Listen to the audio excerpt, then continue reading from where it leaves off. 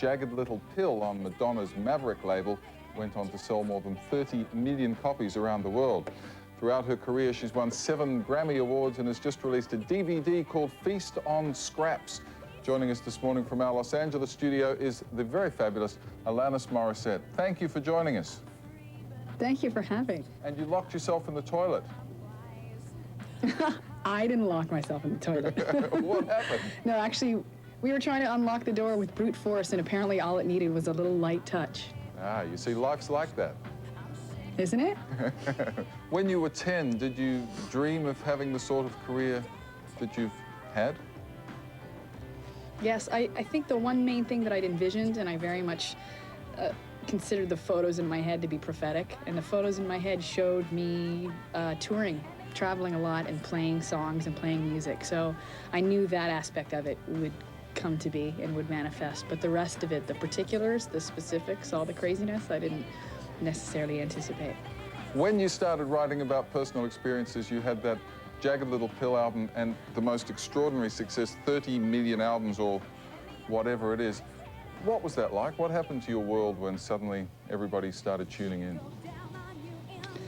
There are times where I feel badly for not having shared certain things and withheld. My aspiration is to be as transparent and as visible as I possibly can be, whether it's about my personal life or the choices that I make, or the choices, or the thoughts or beliefs behind my choices. So I feel like I haven't even begun that, and I aspire to do it more. You've released this DVD, Feast on Scraps. Tell me about A, the decision to make it, and B, give us a shameless plug or tell us what we see on the thing. Feast on Scraps are the songs that didn't make Under Rug Swept, and at the time, a couple of people said, why don't you make Under Rug Swept a double record? And while I was mixing it, by the 11th song, without fail, I felt burnt out. It's just too much information to take in after the 11th song, so I wanted to save the other songs and not throw them out, but share them at some point. And we'd been shooting the making of both records and the tour, backstage and otherwise, and so we had all this sort of film and music left, and I wanted to kind of put it all in one package, so it was perfect to have a DVD and a CD released at the same time. So what do we learn about Alanis Morissette that we didn't know before? I think what I was more courageous to share this time around was more of my humor. There was a lot of focus on my part over the years encountering patriarchy and that kind of energy as a young woman. Do it, Lanny. At least she's looking. Hey, how are you?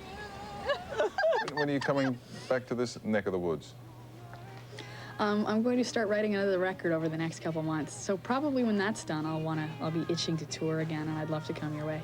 By the way, do you know what tomorrow is in Canada? No, but you do. It's Alanis Morissette Day. Seriously. And don't I forget it. It is, isn't it? Is it still? Do they still do that? It is, but I prefer to focus on the International Women's Day, March 8th. Okay, well, there you go. Alanis, thank you very much for your time. Good luck with the new album, and thanks for talking with us today. Thank you for having.